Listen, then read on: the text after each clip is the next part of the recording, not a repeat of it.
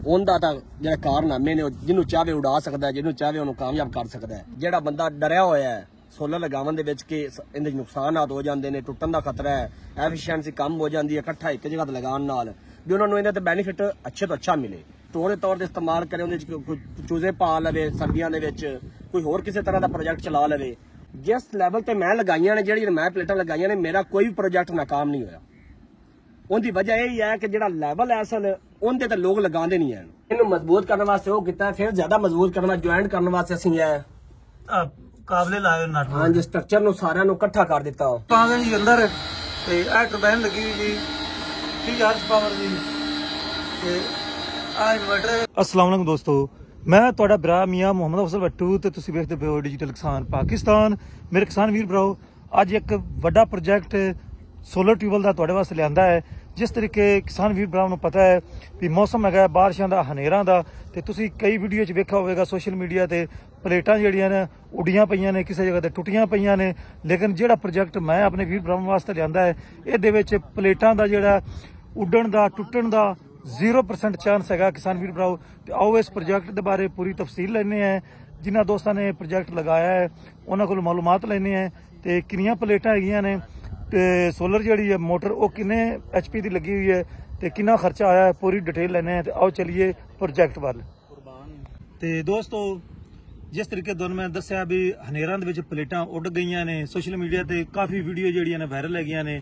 ਤੇ ਸਾਡੇ ਪਾਸੇ ਜਿਹੜੀਆਂ ਪਲੇਟਾਂ ਆ ਬੈਕ ਸਾਈਡ ਤੇ ਤੁਸੀਂ ਵੇਖਦੇ ਪਏ ਹੋ, ਇਸ ਡਿਜ਼ਾਈਨ ਨੂੰ ਬਣਾਉਣ ਵਾਲਾ, ਇਸ ਡਿਜ਼ਾਈਨ ਦਾ ਬਾਨੀ ਜਿਹਦੇ ਵਿੱਚ 0% ਹੈਗਾ ਵੀ ਪਲੇਟਾਂ ਹਨੇਰ ਨਾਲ ਉੱਡਣਗੀਆਂ, ਉਹ ਸਾਡੇ ਨਾਲ ਮੌਜੂਦ ਨੇ ਤੇ ਉਹ ਆਪਣਾ ਤਾਰਫ ਮੁਕੰਮਲ ਕਰਵਾਉਂਦੇ ਨੇ। ਤੇ ਉਹਨਾਂ ਕੋਲ ਪੁੱਛਨੇ ਆ ਵੀ ਇਹ ਖਿਆਲ ਉਹਨਾਂ ਦੇ ਜ਼ਿਹਨ 'ਚ ਕਿਵੇਂ ਆਇਆ। अस्सलाम वालेकुम जी भाई जान, पहले तो अपना पूरा तारफ करवाओ साडे दोस्तों ਨੂੰ। ਮੇਰਾ ਨਾਮ ਜੀ ਮੁਹੰਮਦ ਇਕਰਾਮ ਹੈ, ਕਲਾਸ ਨਮੀਦ ਨਾਲ ਮੈਂ ਬਿਲੋਂਗ ਕਰਨਾ। ਤੇ ਜਿਹੜਾ ਹੈ ਨਾ, ਸਭ ਤੋਂ ਪਹਿਲੇ ਜੀ ਕੁਝ ਭਰਾਵਾਂ ਨੇ ਮੇਰੇ ਨਾਲ ਜਨਾਬ ਤਾਵਨ ਕੀਤਾ, ਜਿਨ੍ਹਾਂ 'ਚ ਮੇਰੇ ਨਾਲ ਦੇ ਮਿਸਤਰੀ ਸਨ, ਕੁਝ ਹਜ਼ਰਾਤ ਉਹ ਜਿਨ੍ਹਾਂ ਨੇ ਮਤਲਬ ਦਿਨ ਬ ਦਿਨ ਮੇਰੇ ਨਾਲ ਮੇਰਾ ਟੱਚ ਰਿਹਾ।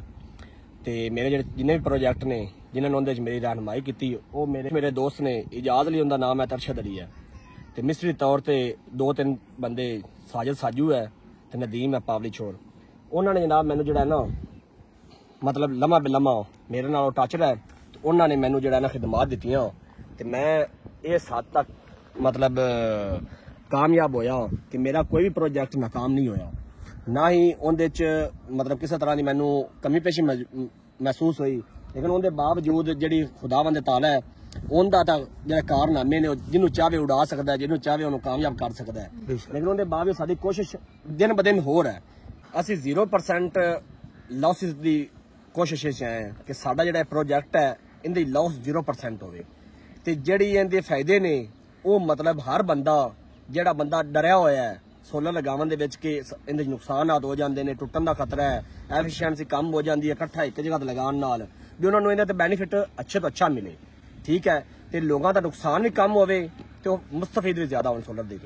ਅੱਛਾ, ਬਾਸ ਦੋਸਤ ਜਿਹੜੇ ਹੈਗੇ ਨੇ ਉਹ ਕਹਿੰਦੇ ਨੇ ਮੇਰੇ ਜਿਹੜਾ ਡਿਜ਼ਾਈਨ ਹੈਗਾ ਇਹਦੇ ਉੱਪਰ ਮਤਲਬ 8 ਫੁੱਟ ਅਗਰ ਉੱਚਾ ਜਾਂ 10 ਫੁੱਟ ਕਰ ਦਈਏ ਵੀ ਇਹਨੂੰ ਬਤੌਰ ਸਟੋਰ ਵੀ ਇਸਤੇਮਾਲ ਕੀਤਾ ਜਾਵੇ, ਉਹਦੇ ਬਾਰੇ ਤੁਹਾਡਾ ਕੀ ਖਿਆਲ ਹੈ? ਜਿੰਨੀ ਵੀ ਰਾਏ ਹੈ ਨਾ, ਹਰ ਬੰਦਾ ਜਿੰਨੀ ਕੋ ਕਰ ਰੱਖਦਾ ਹੈ ਉਹਦੇ ਮੁਤਾਬਕ ਸਵਾਲ ਵੀ ਕਰਦਾ ਹੈ ਤੇ ਉਹ ਕੋਸ਼ਿਸ਼ ਕਰਦਾ ਹੈ ਮੈਂ ਇਹਦੇ ਮੁਤਾਬਕ ਇਹ ਕਰ ਲਵਾਂ। ਇਹਦੇ 'ਚ ਕੋਈ ਕਮੀ ਪੇਸ਼ੀ ਨਹੀਂ ਹੈ ਵੀ ਅਗਰ ਉਹਦੇ ਕੋਈ ਜ਼ਿਹਨ 'ਚ ਹੈ ਗੱਲਾਂ, ਉਹ ਇਹਨੂੰ ਬੈਕ ਸਾਈਡ ਨੂੰ ਉਠਾ ਕੇ ਫਰੰਟ ਨੂੰ ਉਠਾ ਕੇ ਉਹ ਲੈ ਸਕਦਾ ਫਾਇਦੇ ਇਹਦੇ ਕੋਲ। ਉਹਨੂੰ ਸਟੋਰ ਦੇ ਤੌਰ ਤੇ ਇਸਤੇਮਾਲ ਕਰੇ, ਉਹਦੇ 'ਚ ਕੋਈ ਚੂਜ਼ੇ ਪਾ ਲਵੇ ਸਰਦੀਆਂ ਦੇ ਵਿੱਚ, ਕੋਈ ਹੋਰ ਕਿਸੇ ਤਰ੍ਹਾਂ ਦਾ ਪ੍ਰੋਜੈਕਟ ਚਲਾ ਲਵੇ, ਉਹ ਹੋ ਸਕਦਾ। ਉਹ ਖਰਚਾ ਹੀ ਹੈ, ਜਿੰਨਾ ਵਧਾਵਾਂਗੇ ਉਹ ਜਿਹਾ ਉਹਦੇ ਆਪਾਂ ਮੁਸਤਫੀਦ ਹੋ ਜਾਵਾਂਗੇ। ਇਹਦੇ 'ਚ ਕੋਈ ਦੂਸਰੀ ਰਾਏ ਨਹੀਂ। ਮਤਲਬ ਆਪਾਂ ਲੋਹੇ ਦੇ ਸਟੈਂਡਾਂ ਦਾ ਖਰਚਾ ਘੱਟ ਕਰਨ ਵਾਸਤੇ ਇਸ ਸਾਈਡ ਤੇ ਸ਼ਿਫਟ ਹੋਏ ਆ, ਤੇ ਅਗਰ ਮਜ਼ੀਦ ਆਪਾਂ ਖਰਚਾ ਪਰ ਵਧਾਣੇ ਵੱਧ ਸਕਦਾ ਹੈ ਵਾਸਤੇ ਕਿ ਲਾਸ ਜਿਹੜਾ ਇਹਦਾ ਇਹਦੇ 0% ਲਾਸ ਹੈ, ਉਹਦੀ ਲਾਸਿਸ ਕਾਫੀ ਹਨ। ਫਿਰ ਹਰ ਟਾਈਮ ਇਹ ਸਮਝ ਲਓ ਬਚ ਕੇ ਬਹਿਣਾ ਪੈਂਦਾ ਹੈ। ਸਹੀ। ਅਜੀ ਗੁਰਾਮ ਭਈਆ, ਜਿਹੜੇ ਦਰਵਾਜ਼ੇ ਬੰਦ ਹੈਗੇ ਨੇ ਇਸ ਸਾਈਡ ਤੇ ਬੰਦ ਪਿਆ, ਤੇ ਇਹ ਮੈਨੂੰ ਦੱਸੋ ਵੀ ਦਰਵਾਜ਼ੇ ਬੰਦ ਹੋਣ ਨਾਲ ਕੋਈ ਇਹਨਾਂ ਪਲੇਟਾਂ ਦੀ ਕਾਰਕਰਦਗੀ ਤੇ ਫਰਕ ਪੈਂਦਾ ਨਹੀਂ ਪੈਂਦਾ? ਫਿਲ ਵਕਤ ਸਭ ਤੋਂ ਜ਼ਿਆਦਾ ਜਿਹੜਾ ਪੀਕ ਟਾਈਮ ਹੁੰਦਾ 12 ਵਜੇ ਦਾ ਹੁੰਦਾ। ਦੁਪਹਿਰ ਦੇ ਟਾਈਮ ਜਿੰਨੀ ਹੀਟ ਹੁੰਦੀ ਹੈ ਉਹਦੇ ਤੋਂ ਬਾਅਦ ਹੀਟ ਨਹੀਂ ਆਪਾਂ ਦੇ ਸਕਦੇ। ਲੇਕਿਨ ਉਹਦੇ ਬਾਵਜੂਦ ਇਹਨਾਂ ਪਲੇਟਾਂ ਦੀ ਜਿਹੜੀ ਐਫੀਸ਼ੀਐਂਸੀ ਹੈ ਉਹ ਲੋਕਾਂ ਦਾ ਤਾਂ ਜ਼ਾਹਿਰ, ਕੋਈ ਕਹਿੰਦਾ ਕੈਨੇਡੀਅਨ ਲਗਾਓ, ਕੋਈ ਕਹਿੰਦਾ ਜਿੰਕੋ ਲਗਾਓ, ਕੋਈ ਕਹਿੰਦਾ ਲੌਂਜੀ ਲਗਾਓ, ਜਿੰਦੇ ਜਿਹੜੇ ਪ੍ਰੋਜੈਕਟ ਹਨ ਉਹ ਹਰ ਇੱਕ ਕਹਿੰਦਾ। ਲੇਕਿਨ ਜਿਹੜੀ ਚੀਜ਼ ਬਣਾ ਰਿਹਾ ਨਾ ਉਹਨਾਂ ਦਾ ਇਹੋ ਹੀ ਕਹਿਣਾ ਜਿਹੜੀ ਮਰਜ਼ੀ ਲਾ ਲਓ, ਲੇਕਿਨ ਸਭ ਤੋਂ ਪਹਿਲੇ ਕੀ ਚੀਜ਼ ਹੈ ਉਹਦਾ ਲੈਵਲ, ਉਸ ਲੈਵਲ ਤੇ ਪਲੇਟ ਲੱਗਣੀ ਚਾਹੀਦੀ ਹੈ ਜਿਸ ਲੈਵਲ ਤੇ ਉਹਦੀ ਐਫੀਸ਼ੀਐਂਸੀ ਕਮ ਜਾਂ ਜ਼ਿਆਦਾ ਨਾ ਹੋਵੇ। ਜਿਸ ਲੈਵਲ ਤੇ ਮੈਂ ਲਗਾਈਆਂ ਨੇ, ਜਿਹੜੀਆਂ ਮੈਂ ਪਲੇਟਾਂ ਲਗਾਈਆਂ ਨੇ, ਮੇਰਾ ਕੋਈ ਪ੍ਰੋਜੈਕਟ ਨਾਕਾਮ ਨਹੀਂ ਹੋਇਆ। ਉਹਦੀ ਵਜ੍ਹਾ ਇਹ ਹੀ ਹੈ ਕਿ ਜਿਹੜਾ ਲੈਵਲ ਹੈ ਅਸਲ ਉਹਦੇ ਤੇ ਲੋਕ ਲਗਾਉਂਦੇ ਨਹੀਂ ਹਨ, ਜਿੰਦੀ ਵਜ੍ਹਾ ਤੋਂ ਪੂਰਾ ਮੁਸਤਫੀਦ ਨਹੀਂ ਹੁੰਦੇ। ਕੋਈ ਫੁੱਲੀ ਪਲੇਟਾਂ ਮੈਂ ਵੇਖਿਆ ਸਟੈਂਡ ਇੱਥੇ ਲੱਗੇ ਹੋਏ ਨੇ, ਦੁਪਹਿਰ ਦੇ ਟਾਈਮ, ਸ਼ਾਮ ਦੇ ਟਾਈਮ, ਸਵੇਰ ਟਾਈਮ ਸਟੈਂਡ ਦਾ ਲੈਵਲ ਹੈ ਸਟੈਂਡ, ਉਹਨਾਂ ਦੀ ਵੀ ਜਿਹੜੀ ਲੈਵਲ ਹੈ ਉਹ ਲੈਵਲ ਬਰਾਬਰ ਹੋਣਾ ਚਾਹੀਦਾ। ਲੇਕਿਨ ਉਹ ਕੀ ਨੇ, ਉਹਨਾਂ ਬਰਾਬਰ ਨਹੀਂ ਲਗਾਏ। ਉਹ ਉਹਦੇ ਤੋਂ ਬਜਾਏ ਫਾਇਦਾ ਉਠਾਉਣ ਦੇ ਉਹ ਵੀ ਨੁਕਸਾਨ ਹੁੰਦਾ ਹੈ, ਕਰੰਟ ਘਟ ਜਾਂਦਾ ਹੈ, ਕਰੰਟ ਘਟਦਾ ਹੈ। ਇਕਰਾਮ ਭਾਈ ਇਹ ਦੱਸੋ ਵੀ ਤੁਹਾਡੇ ਜ਼ਿਹਨ 'ਚ ਕਿਵੇਂ ਖਿਆਲ ਆ ਵੀ ਜਿਹੜੇ ਮਹਿੰਗੇ ਸਟੈਂਡ ਨੂੰ ਉਹ ਨਹੀਂ ਲਗਾਉਣੇ ਚਾਹੀਦੇ ਤੇ ਇਸ ਸਾਈਡ ਤੇ ਸ਼ਿਫਟ ਤੁਸੀਂ ਕਿਵੇਂ ਹੋਏ ਨੇ ਤੇ ਅੱਜ ਤੱਕ ਕਿਤਨੇ ਟੋਟਲ ਲਗਾ ਚੁੱਕੇ ਹੋ ਪ੍ਰੋਜੈਕਟ? ਸਾਡੇ ਤਕਰੀਬਨ 9 ਪ੍ਰੋਜੈਕਟ ਲੱਗ ਚੁੱਕੇ ਨੇ ਜੀ, ਸੇਮ ਜਿਹੜੇ ਮਤਲਬ ਮੈਂ ਆਪਣੇ ਮਤਲਬ ਹੱਥ ਨਾਲ ਸਮਝ ਲਓ ਲਗਾਏ ਨੇ ਜਾਂ ਲਗਵਾਏ ਨੇ। ਠੀਕ ਹੈ, ਹੁਣ ਜਿਹੜਾ ਇਸ ਪਾਸੇ ਮੇਰਾ ਆਉਣ ਦਾ ਮਕਸਦ ਸੀ ਉਹ ਸਿਰਫ ਇੱਕ ਹੀ ਸੀ ਕਿ ਲੋਕਾਂ ਦਾ ਕਿਉਂਕਿ ਮੈਂ ਵੀ ਸੋਸ਼ਲ ਮੀਡੀਆ ਨਾਲ ਕਾਫੀ ਟੱਚ ਆ। ਪਿਛਲੇ 5-7 ਸਾਲ ਤੋਂ ਲੋਕਾਂ ਨੇ ਲਗਾਏ ਪ੍ਰੋਜੈਕਟ, ਉਹਦੇ ਵਿੱਚ ਨੁਕਸਾਨ ਹੋਇਆ ਉਹਨਾਂ ਨੂੰ। ਫਿਰ ਮੈਂ ਇੱਕ ਵੀਡੀਓ ਦੇਖੀ ਜਿੰਦੇ ਵਿੱਚੋਂ ਘੁੰਮਣ ਵਾਲਾ ਉਹਨਾਂ ਲਗਾਇਆ ਸਿੱਧਾ ਵੀ ਦੁਪਹਿਰ ਦੇ ਟਾਈਮ ਉਹਨਾਂ ਥੱਲੇ ਰੂਟਰ ਲਗਾਇਆ ਹੋਇਆ ਸੀ, ਮਤਲਬ ਟਾਈਮ ਦੇ ਹਿਸਾਬ ਨਾਲ ਮੋਟਰ ਥੱਲੇ ਲੱਗੀ ਉਸ ਦੇ ਹਿਸਾਬ ਨਾਲ ਫੇਰ ਲੈਣਾ ਉਹਨੂੰ, ਉਹਦੇ ਤੋਂ ਉਹਨਾਂ ਫਾਇਦਾ ਉਠਾਉਣਾ। ਉਹ ਜਿਹੜੇ ਉਹਨਾਂ ਦਾ ਮੈਂ ਪ੍ਰੋਜੈਕਟ ਵੇਖਿਆ ਉਹਦੇ ਵਿੱਚ ਮੈਨੂੰ ਮਹਿਸੂਸ ਹੋਇਆ ਕਿ ਇਹ ਜਿਹੜਾ ਲੈਵਲ ਹੈ ਫਿਲਮ ਦਾ ਜਾਂ ਕਰਨ ਦਾ, ਇਹਦੇ ਵਾਸਤੇ ਸਮਝ ਲਓ ਇੱਕ ਟਾਈਮ ਟੇਬਲ ਹੈ। ਤੇ ਮੈਂ ਇਹ ਕਿਹਾ, ਮੈਂ ਕਿਹਾ ਜਿੰਦਾ ਜਿਹੜੀ ਐਫੀਸ਼ੀਐਂਸੀ ਹੈ ਉਹ ਸਟੇਬਲ ਹੋਣ ਨਾਲ ਵੀ ਕੋਈ ਕੰਮ ਨਹੀਂ ਹੁੰਦੀ, ਕਿਉਂਕਿ ਜਿਹੜਾ ਦੁਰਾਨੀਆ 8 ਵਜੇ ਤੋਂ ਲੈ ਕੇ ਸ਼ਾਮ 4 ਵਜੇ ਤੱਕ ਪੀਕ ਟਾਈਮ ਆਪਣਾ ਸਿਰਫ 3-4 ਘੰਟੇ ਦਾ ਹੁੰਦਾ ਹੈ। ਉਹ ਸ਼ੁਰੂ ਹੁੰਦਾ 11 ਵਜੇ ਤੋਂ ਲੈ ਕੇ 2 ਵਜੇ ਤੱਕ, ਉਹ 3-4 ਘੰਟੇ ਦੁਰਾਨੀਆ। ਲੇਕਿਨ 8 ਵਜੇ ਮੇਰੀ ਮੋਟਰ 8 ਵਜੇ ਪੂਰੇ ਮੈਂ ਚਲਾਵਾਂ, ਉਸ ਲਈ ਮੌਸਮ ਪੂਰੇ ਨਹੀਂ ਸਨ, ਮੈਂ 8 ਵਜੇ ਚਲਾਉਂਦਾ ਰਿਹਾ, ਮੇਰੀ ਮੋਟਰ ਚੱਲਦੀ ਰਹੀ ਹੈ। ਲੇਕਿन ਇਸ ਟਾਈਮ 7:30 ਵਜੇ ਮੋਟਰ ਚੱਲ ਰਹੀ ਹੈ। ਇਸ ਟਾਈਮ ਤੁਹਾਡੇ ਸਾਹਮਣੇ ਕੀ ਟਾਈਮ ਹੈ, 4 ਵਜੇ 7 ਮਿੰਟ ਹੋ ਗਏ ਨੇ। ਕੋਈ ਭਰਾ ਕਹੇਗਾ ਸ਼ਾਇਦ ਝੂਠ ਬੋਲ ਰਿਹਾ ਹੈ, 4 ਵਜੇ 7 ਮਿੰਟ ਹੋ ਚੁੱਕੇ ਨੇ।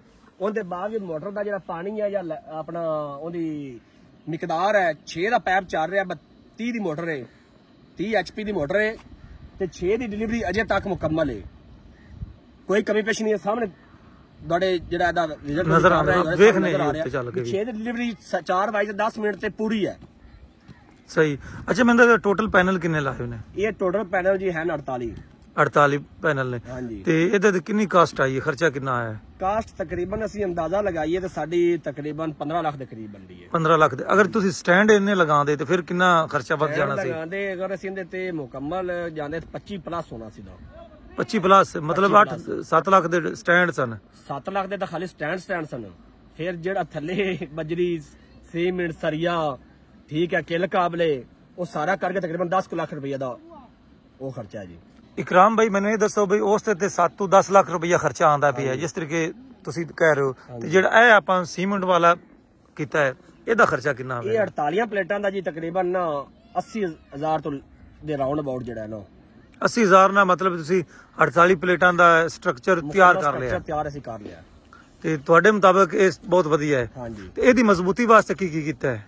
ਮਜ਼ਬੂਤੀ ਵਾਸਤੇ ਜੀ ਅਸੀਂ ਜਿਵੇਂ ਕੰਕਰੀਟ ਤਿਆਰ ਕਰਦੇ ਨੇ ਲੋਕ, ਇਹਦੇ ਜਿਹੜੀ ਥੱਲੇ ਵਾਲਾ ਹਿੱਸਾ ਹੈ, ਉੱਪਰ ਵਾਲਾ ਹਿੱਸਾ ਹੈ, ਉੱਥੇ ਅਸੀਂ ਜਿਹੜੇ ਕਿੱਲ ਨੇ ਸਟੀਲ ਦੇ ਜਾਂ ਲੋਹੇ ਦੇ, ਉਹ ਅਸੀਂ ਤਕਰੀਬਨ 4-4 ਜਿਹੜੇ ਇੰਚੀ ਦੇ ਨੇ ਉਹਨਾਂ ਨੂੰ ਇਹਦੇ ਵਿੱਚ ਲਗਾਇਆ ਤਾਂ ਕਿ ਜਿਹੜੀ ਕੰਕਰੀਟ ਬਣ ਜਾਏ। ਠੀਕ ਹੈ, ਉਹਦੀ ਮਜ਼ਬੂਤੀ ਹੋਏਗੀ। ਫਿਰ ਥੱਲੇ ਵਾਲੀ ਸਾਈਡ ਤੇ ਉੱਪਰ ਵਾਲੀ ਸਾਈਡ ਤੇ ਇਸ ਪ੍ਰੋਜੈਕਟ ਤੇ ਅਸੀਂ ਥੋੜਾ ਭੁੱਲ ਗਿਆ ਸੀ, ਲੇਕਿਨ ਅਗਲੇ ਜਿਹੜੇ ਪ੍ਰੋਜੈਕਟ ਉਹਨਾਂ ਤੇ ਅਸੀਂ ਮਤਲਬ ਜਿਹੜਾ ਇਹਦਾ ਫਾਇਦਾ ਉਠਾਇਆ ਹੈ, ਉਹ ਅਸੀਂ ਥੱਲੇ ਵਾਲੀ ਸਾਈਡ ਤੇ ਉੱਪਰ ਵਾਲੀ ਸਾਈਡ ਤੇ ਕਿੱਲ ਵੀ ਉੱਪਰ ਲਗਾਏ ਨੇ ਪਲੇਟਾਂ ਦੇ, ਤਾਂ ਕਿ ਉਹਨਾਂ ਦੀ ਮਜ਼ਬੂਤੀ ਵੀ ਮਜ਼ੀਦ ਵੱਧ ਜਾਵੇ। ਅੱਛਾ, ਇਹਦੇ ਸੈਂਟਰ 'ਚ ਤੁਸੀਂ ਲਗਾਏ ਨੇ TR ਦਾ ਇਸਤੇਮਾਲ ਕੀਤਾ ਹੈ? ਸੈਂਟਰ TR ਲੱਗਿਆ ਹੋਇਆ ਹੈ। ਫਿਰ ਹਰ ਪਲੇਟ ਨੂੰ ਦੂਸਰੀ ਪਲੇਟ ਨਾਲ ਜੁਆਇੰਟ ਕੀਤਾ ਹੋਇਆ ਹੈ ਪਤਰੀ ਲਗਾ ਕੇ। ਇਹ ਦੋਨੋਂ ਜਿਹੜੇ ਥੱਲੇ ਵਾਲੇ ਜਿਹੜੇ ਸਟਿੰਗਾਂ ਨੇ, ਉੱਪਰ ਸਟਿੰਗਾਂ ਨੇ, ਇਹ ਸਾਰੀਆਂ ਇੱਕੋ ਹੋਈਆਂ ਨੇ, ਕੋਈ ਸਟਿੰਗ ਇੱਕ ਦੂਸਰੇ ਤੋਂ ਵੱਖ ਨਹੀਂ ਹੈ।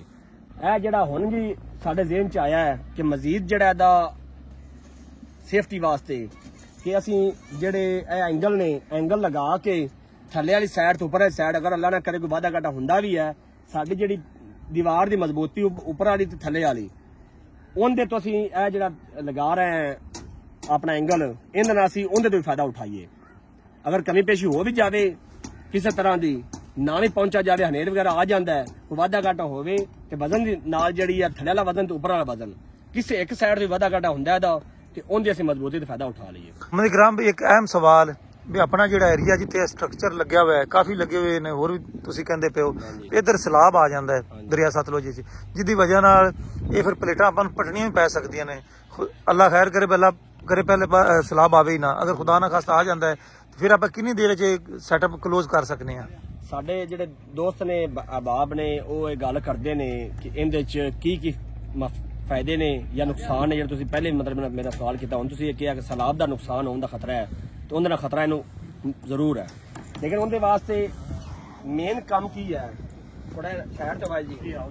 ਜਿਸ ਇਲਾਕੇ 'ਚ ਮੈਂ ਖੜਾ, ਇਸ ਇਲਾਕੇ 'ਚ ਅੱਜ ਤੱਕ ਸੈਲਾਬ ਨਹੀਂ ਆਇਆ।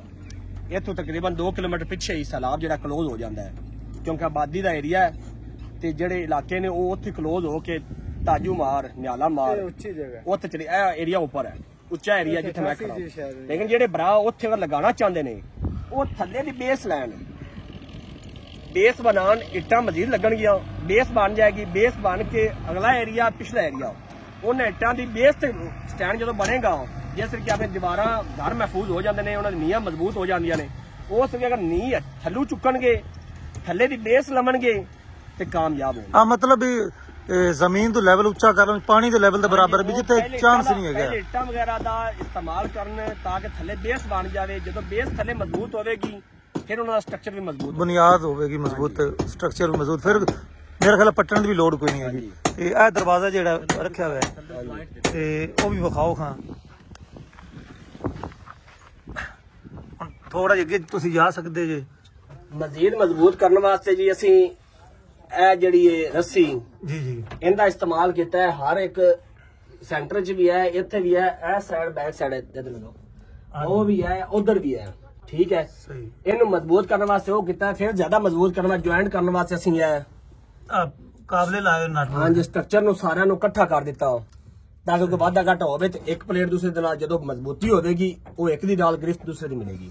ਅੱਛਾ, ਜਦੋਂ ਗਰਮੀ ਦੇ ਵਿੱਚ ਤੁਸੀਂ ਬਣਾਉਂਦੇ ਜੇ ਸੈਟਅਪ ਕਰਦੇ ਹੋ, ਫਿਰ ਗਰਮੀ ਵਿੱਚ ਕਿਵੇਂ ਤੁਸੀਂ ਬਹਿ ਰਹਿੰਦੇ ਜੀ ਅੰਦਰ? ਇਹਦਾ ਵੀ ਤਰੀਕੇਕਾਰ ਹੈ, ਮੈਂ ਤੁਹਾਨੂੰ ਦੱਸਣਾ ਬਾਹਰ ਆ ਕੇ। ਆਜੋ। ਕੁਝ ਦੋਸਤ ਕਹਿੰਦੇ ਨੇ ਕਿ ਇਹਦੀ ਜਿਹੜੀ ਹੈ ਜਦੋਂ ਇਹਦੀ ਸਟਿੰਗਾਂ ਬਣਦੀਆਂ ਨੇ, ਠੀਕ ਹੈ, ਜਦੋਂ ਇਹ ਬਣ ਜਾਂਦਾ ਦੁਪਹਿਰ ਨੂੰ ਉਹਦੇ 'ਚ ਕੰਮ ਨਹੀਂ ਹੋ ਸਕਦਾ। ਉਹਦੇ 'ਚ ਇੱਕ ਕਮੀ ਪੇਸ਼ੀ ਹੈ, ਜਿਹੜੇ ਉਹਨਾਂ ਦੇ ਕਾਰੀਗਰ ਹਜ਼ਰਾਤ ਨੇ ਉਹਨਾਂ ਨੂੰ ਨਹੀਂ ਇਸ ਗੱਲ ਦਾ ਪਤਾ। ਜਦੋਂ ਸਟਰਕਚਰ ਤਿਆਰ ਹੁੰਦਾ ਹੈ, ਬੈਕ ਸਾਈਡ ਬਣ ਜਾਂਦੀ ਹੈ, ਫਰੰਟ ਦਾ ਵਾਏ ਦਾ ਪਤਾ ਹੁੰਦਾ ਹੈ ਕਿ ਦੋਨੋਂ ਪਲੇਟਾਂ ਦਾ ਵਾਇਆ ਇੰਨਾ ਹੈ, ਸਾਡਾ ਸਟਰਕਚਰ ਇੰਨੇ ਵਾਏ ਤਿਆਰ ਹੋ ਰਿਹਾ। ਸਾਡੀ ਜਦੋਂ ਬੇਸ ਇੱਕ ਸਾਈਡ ਤਿਆਰ ਕਰ ਲੈਣੀ, ਦੂਸਰੀ ਬੇਸ ਸਾਈਡ ਤਿਆਰ ਨਹੀਂ ਕਰਨੀ। 3 ਦੀਵਾਰਾਂ ਬਣ ਜਾਣਗੀਆਂ, ਚੌਥੀ ਦੀਵਾਰ ਨਹੀਂ ਬਣਾਉਣੀ। ਸੈਂਟਰ ਏਰੀਆ ਆ ਗਿਆ, ਸੈਂਟਰ ਏਰੀਆ ਤੁਸੀਂ ਪਲੇਟ ਪਹਿਲੀ ਲਗਾਣੀ ਸ਼ੁਰੂ ਕਰ ਦਿੱਤੀ, ਜੁਆਇੰਟ ਬਣਨੇ ਸ਼ੁਰੂ ਹੋ ਗਏ, ਪਹਿਲੀ ਸਟਿੰਗ ਦੀ ਤਿਆਰੀ ਲੱਗ ਗਈ, ਸਮਝ ਆ ਗਈ, ਪਹਿਲੀ ਲਾਈਨ ਲੱਗ ਗਈ। ਪਹਿਲੀ ਲਾਈਨ ਦੀ ਪਹਿਲਾਂ ਤੁਸੀਂ ਜੁਆਇੰਟ ਦੇ ਦਿੱਤਾ, ਤਾਰ ਤੁਸੀਂ ਲਗਾਤੀ, ਦੂਸਰਾ ਜੁਆਇੰਟ ਦੇਵਨ ਤੋਂ ਪਹਿਲੇ ਦੋਵੇਂ ਪਲੇਟਾਂ ਜੁਆਇੰਟ ਕਰਨਾ ਹੈ, ਉਹ ਕਰਾਂਗੇ, ਫਿਰ ਅੱਗੇ ਚੱਲਦੇ ਜਾਣਗੇ। ਇੱਕ ਬੰਦਾ ਜਿਹੜਾ ਹੈ ਉਹ ਜੁਆਇੰਟ ਕਰਨ ਤੇ ਹੋਵੇਗਾ, ਦੂਸਰੇ ਮਟੀਰੀਅਲ ਲਗਾਉਣ ਤੇ ਹੋਣਗੇ, ਨਾਲ ਹੀ ਪਲੇਟਾਂ ਲੱਗਦੀਆਂ ਜਾਣਗੀਆਂ, ਨਾਲ ਜੁਆਇੰਟ ਹੁੰਦੀਆਂ ਜਾਣਗੀਆਂ, ਸਟਿੰਗਾਂ ਬਣਦੀਆਂ ਜਾਣਗੀਆਂ। ਜਿਸ ਤਰ੍ਹਾਂ ਤੁਸੀਂ ਲੈਵਲ 'ਚ ਲਗਾਉਣਾ ਜਾਓਗੇ, ਜਿੰਨਾ ਵੀ ਵੱਡੀ ਸਟਿੰਗ ਹੋਵੇ ਕੋਈ ਇਸ਼ੂ ਨਹੀਂ ਹੈ। ਜਦੋਂ ਤੁਸੀਂ ਐਂਡ ਤੇ ਜਾਓਗੇ, ਸਟਿੰਗਾਂ ਵੀ ਤਿਆਰ, ਕੰਮ ਵੀ ਮੁਕੰਮਲ, ਆਖਰੀ ਪਲੇਟ ਲਾ ਕੇ ਮਿਸਤਰੀ ਨੇ ਕੰਮ ਕਰਨਾ ਐਂਡ ਤੇ, ਤੁਹਾਡੀਆਂ ਤਾਰਾਂ ਬਾਹਰ ਨਿਕਲ, ਤੁਸੀਂ ਮੋਟਰ ਫੌਜ ਚਲਾ ਸਕਦੇ ਜੀ। ਜ਼ਬਰਦਸਤ। ਚਲੋ ਹੁਣ ਇਹਦੇ ਦੀਵਾਰ ਦੇ ਬਾਰੇ ਦੱਸ ਦਿਓ ਵੀ ਦੀਵਾਰ ਫਰੰਟ ਕਿੰਨੇ ਫੁੱਟ ਹੈਗੀ ਹੈ, ਸਾਈਡ ਕਿੰਨੀ ਹੈ? ਇੱਥੇ ਫਰੰਟ ਰੱਖਿਆ ਹੈ ਜੀ 1 ਫੁੱਟ ਦਾ, ਠੀਕ ਹੈ। ਹਾਲਾਂਕਿ ਫਰੰਟ ਜਿਹੜਾ ਕਮੋ ਪੇਸ਼ 3 ਫੁੱਟ ਦਾ ਹੋਣਾ ਚਾਹੀਦਾ ਸੀ, ਲੇਕਿਨ ਉਹ ਪਹਿਲਾਂ ਸਾਡੀ ਮਤਲਬ ਇਹ ਸਾਡਾ ਪ੍ਰੋਜੈਕਟ ਪਹਿਲਾਂ ਸੀ, ਅੱਛਾ, ਜਿੰਦੇ ਸਾਡੋਂ ਗਫਲਤ ਹੋਈ ਹੈ। ਅਸੀਂ ਇੱਥੇ ਉਹ ਮਤਲਬ ਸਮਝ ਲਓ ਬੈਕ ਸਾਈਡ ਅਸੀਂ ਕੰਮ ਕਰ ਬੈਠੇ, ਫਰੰਟ ਵੀ ਕੰਮ ਕਰ ਬੈਠੇ। ਅਗਰ ਫਰੰਟ ਚੁੱਕਦੇ ਤਾਂ ਫਿਰ ਸਾਨੂੰ ਬੈਕ ਵੀ ਚੁੱਕਣੀ ਪੈਂਦੀ, ਠੀਕ ਹੈ। ਇਸ ਪਹਿਲੇ ਪ੍ਰੋਜੈਕਟ ਤੇ ਸਾਡੇ ਕੋਲ ਕੁਝ ਕਮੀਆਂ ਪੇਸ਼ ਹੋਈਆਂ ਸਨ, ਲੇਕਿਨ ਮੈਂ ਜਿਹੜੇ ਦੋਸਤ ਦੁਬਾਰਾ ਇਸ ਕੰਮ ਨੂੰ ਲਗਾਉਣਾ ਚਾਹੁੰਦੇ ਨੇ ਉਹਨਾਂ ਵਾਸਤੇ ਇਹ ਵੀ ਫਰੰਟ ਤੁਸੀਂ ਅਗਰ 3 ਫੁੱਟ ਰੱਖਦੇ ਜੇ ਤੇ ਬੈਕ ਜਿਹੜੀ ਹੈ ਉਹ ਤਕਰੀਬਨ 5 ਫੁੱਟ ਹੋਣੀ ਚਾਹੀਦੀ ਹੈ। 5 ਫੁੱਟ ਬੈਕ ਹੋਵੇਗੀ, 3 ਫੁੱਟ ਫਰੰਟ ਹੋਵੇਗਾ। ਇੱਥੇ ਮਤਲਬ ਇਹਦੇ ਤੇ ਜਾਨਵਰਾਂ ਦੇ ਜਿਹੜੇ ਨੇ ਚੜ ਸਕਦੇ ਨੇ, ਨੁਕਸਾਨ ਹੋ ਸਕਦਾ, ਇਹਦਾ ਕੀ ਹੁਣ ਤੁਸੀਂ ਕਰੋਗੇ ਹੱਲ ਜਾਨਵਰਾਂ ਨੂੰ ਬਚਾਉਣ ਵਾਸਤੇ? ਸਾਡੇ ਕੋਲ ਕੋਈ ਐਸੀ ਇੱਥੇ ਆਈ ਕੋਣੀ ਦੀ ਨਾ ਹੀ ਸਾਡੇ ਇਸ ਸਾਈਡ ਤੇ ਜਾਨਵਰ ਆਉਂਦੇ ਨੇ। ਜਿਹੜੀ ਸਾਈਡ ਤੇ ਜਾਨਵਰ ਜਾਂਦੇ ਨੇ ਉਹਨਾਂ ਨੂੰ ਪਤਾ ਹੈ ਕਿ ਸਾਡਾ ਨੁਕਸਾਨ ਹੋਣ ਦਾ ਖਤਰਾ ਹੈ, ਉਹ ਉਹਦੇ ਮੁਤਬਾਦਲ ਸਾਈਡਾਂ ਤੇ ਬਾੜ ਲਗਾਉਂਦੇ ਨੇ ਜਾਂ ਸਾਈਡਾਂ ਤੇ ਤਾਰ ਲਗਾਉਂਦੇ ਨੇ ਵੀ ਕਿਸੇ ਤਰ੍ਹਾਂ ਦਾ ਮਹਿਫੂਜ਼ ਕਰਨ ਵਾਸਤੇ ਉਹ ਪ੍ਰੋਜੈਕਟ ਲੱਗ ਜਾਂਦਾ। ਕੁਝ ਭਾਈ ਕਹਿੰਦੇ ਸਨ ਕਿ ਹਨੇਰੀ ਦਾ ਖਤਰਾ ਹੈ ਜਾਂ ਵਾਧਾ ਘਾਟਾ ਹੋਣ ਦੇ ਜ਼ਿਆਦਾ ਚਾਂਸ ਨੇ। ਪਹਿਲੇ ਸਾਨੂੰ ਮਹਿਸੂਸ ਹੋਇਆ ਪਲੇਟਾਂ ਨੁਕਸਾਨ ਹੋਣ ਦਾ, ਅਸੀਂ ਫਿਰ ਇੱਥੇ ਥੋੜੇ ਥੋੜੇ ਮੋਰੇ ਸਨ, ਅਸੀਂ ਉਹਨਾਂ ਨੂੰ ਟੀਪ ਵੀ ਕਰਵਾ ਦਿੱਤਾ ਤਾਂ ਕਿ ਹਵਾ ਜਿਹੜੀ ਹੈ 0 ਰੇਸ਼ੋ ਹੋ ਜਾਏ। ਹਵਾ ਦਾ ਪ੍ਰੈਸ਼ਰ ਜ਼ੀਰੋ ਰੇਸ਼ੋ ਹੋ ਜਾਏ, ਫਰੰਟ ਸਾਈਡ ਬੈਕ ਸਾਈਡ ਸਾਰੇ ਪਾਸੋਂ ਅਸੀਂ ਟੀਪ ਕਰਵਾ ਦਿੱਤਾ ਹੈ ਤਾਂ ਕਿ ਹਵਾ ਦਾ ਤਨਾਸਬ ਰਵੇ ਹੀ ਨਾ। ਅੱਛਾ ਇਕਰਾਮ ਵੀ ਜਿਹੜੇ ਤੁਹਾਡੀ ਮਕੈਨੀਕਲ ਲਿਆਜ਼ ਦੇ ਨਾਲ ਅਗਰ ਜ਼ਿਆਦਾ ਹੀਟ ਹੁੰਦੀ ਤੇ ਜਿਹੜੀਆਂ ਪਲੇਟਾਂ ਨੇ ਇਹ ਪਗਰਦੀਆਂ ਤਾਂ ਨਹੀਂ? ਜਿਹੜੇ ਇੰਜੀਨੀਅਰ ਹੈ ਨਾ ਜਿਹੜੇ ਤਿਆਰ ਕਰ ਰਹੇ ਨੇ ਉਹਨਾਂ ਦੇ ਤਖਯਲਾਤ ਤੇ ਆਪਣੇ ਤਖਯਲਾਤ ਇੱਕ ਨਹੀਂ ਹੋ ਸਕਦੇ, ਉਹਨਾਂ ਦੀ ਸੋਚ ਤੇ ਸਾਡੀ ਸੋਚ ਇੱਕ ਨਹੀਂ ਹੋ ਸਕਦੀ। ਉਹਨਾਂ ਨੇ ਇਹਨੂੰ 80 ਡਿਗਰੀ ਜਦੋਂ ਪ੍ਰੈਸ਼ਰ ਧੁੱਪ ਦਾ ਪ੍ਰੈਸ਼ਰ 80 ਡਿਗਰੀ ਹੋਵੇ ਨਾ ਇਹਨਾਂ ਚ ਇੰਨੀ ਸਖਤ 80 ਡਿਗਰੀ ਤੱਕ ਬਰਦਾਸ਼ਤ ਕਰਦੀ ਹੈ। 80 ਡਿਗਰੀ ਇਹਦੇ ਬੈਕ ਸਾਈਡ ਲਿਖਿਆ ਹੋਇਆ ਬਕਾਇਦਾ 80 ਡਿਗਰੀ ਤੱਕ ਇਹਨਾਂ ਕੋਲ ਬਰਦਾਸ਼ਤ ਹੈ। ਸਹੀ, ਇਹਦਾ ਮਤਲਬ 50-60 ਤੇ ਤਾਂ ਵੈਸੇ ਉਬਾਲੇ ਖਾਂਦੀ ਯਾਰ ਸ਼ਾਇਦ। ਸਹੀ ਹੈ। ਤੇ ਇਹ ਹੁਣ ਜਿਹੜੀ ਮਜ਼ਬੂਤੀ ਲੱਗਦੀ ਪਈ ਹੈ ਇਹ ਚੈੱਕ ਕਰੋ ਜੀ ਦੋਸਤੋ, ਇਹ ਲਗਾ ਰਹੇ ਨੇ। ਅੱਛਾ ਜੀ,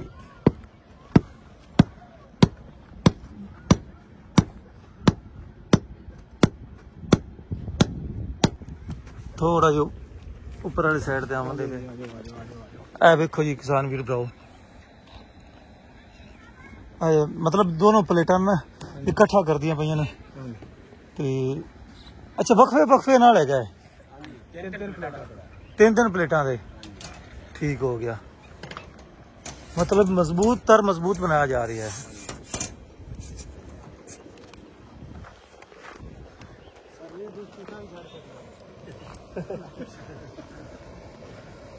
ਤੇ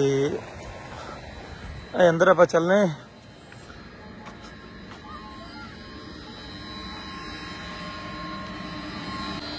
ਤੇ ਆਪਾਂ ਆ ਗਏ ਜੀ ਅੰਦਰ। ਤੇ ਇਹ ਟਰਬਾਈਨ ਲੱਗੀ ਹੋਈ ਜੀ 30 ਹਾਰਸ ਪਾਵਰ ਦੀ ਤੇ ਆ ਇਨਵਰਟਰ 35-36 ਤੇ ਆ ਖੜਾ ਹੈ। ਤੇ ਇਹਦੇ ਬਾਰੇ ਮਾਲੂਮਾਤ ਦਿਓ। ਇਹ ਜੀ ਇਸ ਟਾਈਮ ਜਿਹੜਾ ਪੀਕ ਟਾਈਮ ਹੈ ਉਹ ਗੁਜ਼ਰ ਚੁੱਕਿਆ ਹੈ। ਠੀਕ ਹੈ, ਫਿਕਸ ਸਟੈਂਡ ਹੋਣ ਦੀ ਵਜ੍ਹਾ ਤੋਂ ਇਸ ਟਾਈਮ ਅਸੀਂ ਸ਼ੇਅਰਿੰਗ ਲੈ ਸਕਨੇ ਵਾਪਸ ਕੋਲ। ਜਿਹੜੇ ਦੋਸਤ ਕਹਿੰਦੇ ਨੇ ਕਿ ਟਾਈਮ ਜ਼ਿਆਦਾ ਵਧਾਉਣ ਵਾਸਤੇ ਉਸ ਟਾਈਮ ਦੀ ਥੋੜੀ ਨਾਲ ਸ਼ੇਅਰਿੰਗ ਕਰ ਲਓ ਵਾਪਸ ਦੀ। ਇਸ ਟਾਈਮ 37-38 ਆ ਰਹੇ ਨੇ ਜਿਹੜੀ ਫ੍ਰੀਕੁਐਂਸੀ ਹੈ, ਜਿਹੜੀ ਸਟੇਬਲ ਕਰਨ ਵਾਸਤੇ 50 ਹੋਣੀ ਚਾਹੀਦੀ ਹੈ ਪੀਕ ਟਾਈਮ ਕਵਰ ਕਰਨ ਵਾਸਤੇ। ਬਾਕੀ ਅਸੀਂ ਵਾਪਸ ਨਾਲ ਸ਼ੇਅਰ ਕਰਨਾ ਹੈ। ਇੱਕ ਸੈਕਿੰਡ, ਤੇ ਇਹ ਵਾਪੜਾ ਦੀ ਸੂਈ ਜਿਹੜੀ ਹੈ ਇਹ ਬੰਦ ਪਿਆ ਵਾਪੜਾ। ਹਾਂਜੀ, ਤੇ ਹੁਣ ਜਦੋਂ ਇਹਨੂੰ ਵਾਪੜਾ ਔਨ ਕਰਾਂਗੇ, ਇਹ ਹੁਣ ਜੀ ਅਸੀਂ ਵਾਪਸ ਨਾਲ ਔਨ ਕੀਤਾ ਜੀ। ਅੱਛਾ, ਇਹ ਵਾਪੜਾ ਆ ਗਿਆ ਤੇ ਆਹ ਕਰੰਟ ਜਿਹੜਾ ਹੈ ਆ ਵਧਣਾ ਸ਼ੁਰੂ ਹੋ ਗਿਆ।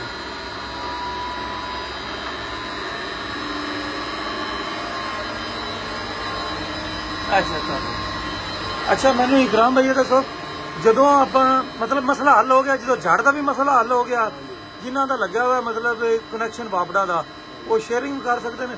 ਸ਼ੇਅਰਿੰਗ ਨਾਲ ਕੋਈ ਇਹਦੇ ਵਿੱਚ ਵਾਧਾ ਘਾਟਾ ਤਾਂ ਨਹੀਂ ਹੁੰਦਾ? ਸਾਰਾ ਕਮਾਲ ਕਿਹਦਾ ਹੈ? ਇਨਵਰਟਰ ਦਾ। ਇਹਦੇ ਵਿੱਚ ਫੰਕਸ਼ਨ ਹੈ। ਇਹ ਹੁਣ ਕਿੰਨੇ % ਆਪਾਂ ਇਸ ਟਾਈਮ ਸ਼ੇਅਰਿੰਗ ਲੈ ਲਈ ਹੈ ਜਾਂ ਦੱਸਦਾ ਵੀ ਹੈ ਕੋਈ? ਇਸ ਟਾਈਮ ਜੀ ਇਹ ਤਕਰੀਬਨ 14 ਐਂਪੀਅਰ ਜੀ ਅਸੀਂ ਸੋਲਰ ਕੋਲ ਲੈ ਰਹੇ ਹਾਂ। ਅੱਛਾ, ਤੇ 20 ਐਂਪੀਅਰ ਜਿਹੜੇ ਨੇ ਕਿਉਂਕਿ ਟਾਈਮ ਪੀਕ ਟਾਈਮ ਕਾਫੀ ਗੁਜ਼ਰ ਚੁੱਕਿਆ ਹੈ, 4:30 ਹੋ ਗਏ ਨੇ। ਠੀਕ ਹੈ, ਇਸ ਵਜ੍ਹਾ ਤੋਂ 10-20 ਐਂਪੀਅਰ ਅਸੀਂ ਵਾਧਾ ਕੋਲ ਲੈ ਰਹੇ ਹਾਂ, 14 ਐਂਪੀਅਰ ਸੋਲਰ ਕੋਲ ਲੈ ਰਹੇ ਹਾਂ। ਅਗਰ ਆਪਾਂ ਵਾਪੜਾ ਤੋਂ ਸ਼ੇਅਰਿੰਗ ਨਹੀਂ ਲੈਣੀ ਹੈ ਤਾਂ ਫਿਰ ਕਿੰਨੇ 5 ਵਜੇ ਤੱਕ ਚੱਲੇਗੀ? ਹਾਂਜੀ, ਇਹ ਹੁਣ ਤੁਸੀਂ ਕੀ ਕਰਦੇ ਪਏ ਹੋ? ਮੈਂ ਜੀ ਸੈਟਿੰਗ ਕਰ ਰਿਹਾ ਕਿ ਜਿਹੜਾ ਟਾਈਮ ਸੀ ਉਹਨੂੰ ਸ਼ੇਅਰਿੰਗ ਦਾ ਰੇਸ਼ੋ ਵਧਾਉਣ ਵਾਸਤੇ ਤੇ ਸ਼ੇਅਰਿੰਗ ਕਮ ਇਸਤੇਮਾਲ ਕਰੇ। कम से कम। अच्छा,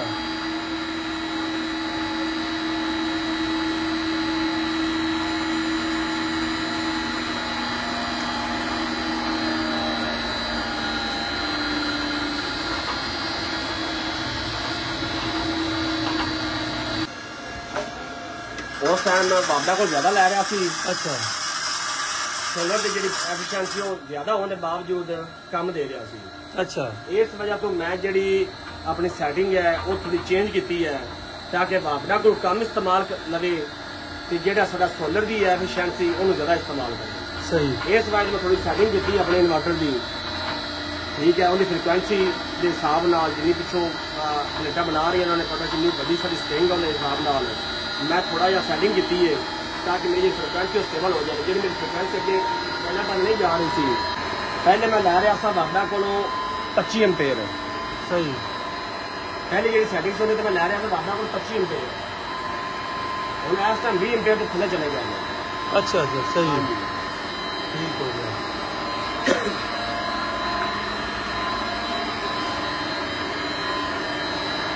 दोस्तों सैटिंग का भी बहुत कमाल हुंदा जे ते कमाल है मकैनिक का मोहम्मद इकराम भाई एक मेरा सवाल है जो मैं अक्सर अपने गाँव में वेख्या जिथे इन्हां दोस्तां ने सोलर प्लेटां सिस्टम लगवाया हुआ है उन्हां दा 11 बजे तो लैके 2 बजे तक पानी जिहड़ा है ना वाधा घाटा करन लग पैंदा है ते एक दिन एक मकैनिक आया उन्हें फिर एक सैटिंग ना छेड़ा ते वो वाधा घाटा खत्म हो गया ये मैंने दसो भी एक ही रौला है बात जेडे साडे सोलर भाई सेल करते हैं या परचेज करते हैं वो रेट से मुनसर करते हैं कि फलाने का रेट इन्ना है तो फलाने का रेट इन्ना है वो जेडे साडे सोलर माफिया ने उन्होंने प्लेटां दे विच मिलावट कर देंगे ने सोलर असीं प्लेट खरीदे पे ए ग्रेड की वो सानू बी ग्रेड दे देंगे ने सोलर प्लेट साडी है ए ग्रेड मोनो वो सानू विच पी टैप दे देंगे ने वो प्लेटां दी मिक्सिंग हो जाती है मिलावट होने नाल भी कमी पेशी होंदी है क्योंकि पूरी एफिशिएंसी नहीं मिलती वो स्टिंग कमी पेशी करती है बाद जेडे हैन वो उन्होंने सैटिंग का इशू है जो उन्हें भरा हैं जो उन्होंने मकैनिक हैं